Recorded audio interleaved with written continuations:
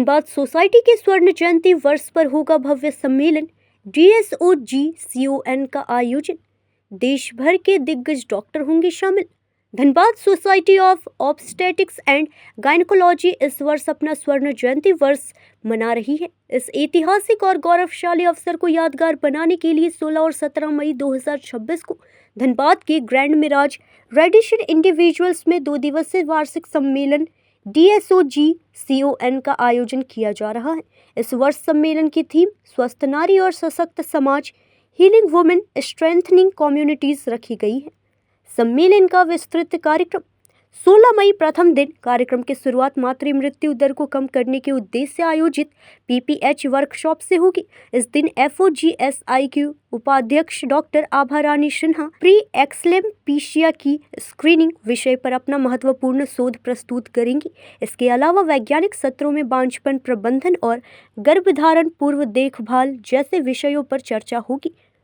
उपरोक्त जानकारी आज दिनांक 14 मई को प्रेस वार्ता में डॉक्टर कोमल सिंह और डॉक्टर रीना बर्नवाल जी ने दिया। नमस्कार, आप देख रहे हैं न्यूज़ इंडिया 24। मैं हूं आपके साथ पंकज सिन्हा। आज हम धनबाद क्लब के एक सभागार में मौजूद हैं और Dhanbad society of obstetrics and gynaecology ने 50 साल पूरे कर लिए हैं और कहा जाता है कि भाई अगर नारी सशक्त हो तो स्वस्थ हो तो समाज भी सशक्त बनेगा। उसी को लेकर के गोल्डन जुबली सेमिनार का आयोजन किया गया है धनसार के होटल रेडिशन में। 2 दिवसीय कार्यक्रम है। हम जानेंगे कि मैडम सबसे पहले सारा चीज़ तो ब्रीफ आप लोगों ने कर दिया। अभी बताइए कि अगर एक आम आदमी सेमिनार में अटेंड करना चाहे, एक आम महिला, तो क्या प्रोसेस है? एक आम महिला अगर अटेंड करना भी चाहेगी, जिनको डॉक्टरी के बारे में नहीं मालूम है, वो नहीं अटेंड कर पाएंगे क्योंकि वो बातें वो समझ नहीं पाएंगे। तो बाकी ये डॉक्टर्स के लिए कॉन्फ्रेंस है, आम महिलाओं के लिए नहीं है। एक सवाल और पूछते थे कि समय था कि जब प्रसवन और स्त्री रोग स्त्री विशेषज्ञ जो है ये बहुत आराम से होता था। आजकल जनरली मतलब हर प्रसवन के लिए सीजर करने पड़ते हैं और मामला बहुत क्रिटिकल होता जा रहा है। क्या इसके पीछे? इसके पीछे ये एक राज है कि हमारे खाने पीने का तरीका और एनवायरमेंटल चेंजेस काफ़ी आ रहे हैं।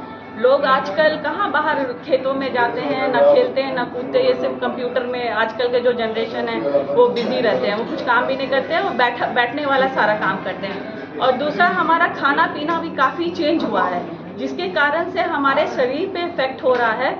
और ये एक और बात है कि इसमें जो नए जनरेशन है वो काफ़ी जागरूक भी होते जा रहे हैं। उनको उतना ट्रायल देना लेबर में वो सह नहीं पाते हैं और उनको भी उतनी ही चिंता होती है जितने डॉक्टरों की चिंता होती है कि हमारे माँ सेफ रहें, हमारे बच्चे सेफ रहें। तो हम लोग वो भी एप्रीहेंसिव रहते हैं और वो भी रिस्क नहीं लेना चाहते हैं। तो हम लोग जितना भी इन्वेस्टिगेशन कर रहे हैं ताकि जो कॉम्प्लिकेशन जो पहले हुआ करते थे उसको बचाने के लिए, और ये सब कारण से भी सिजेरियन रेट बढ़ रहा है।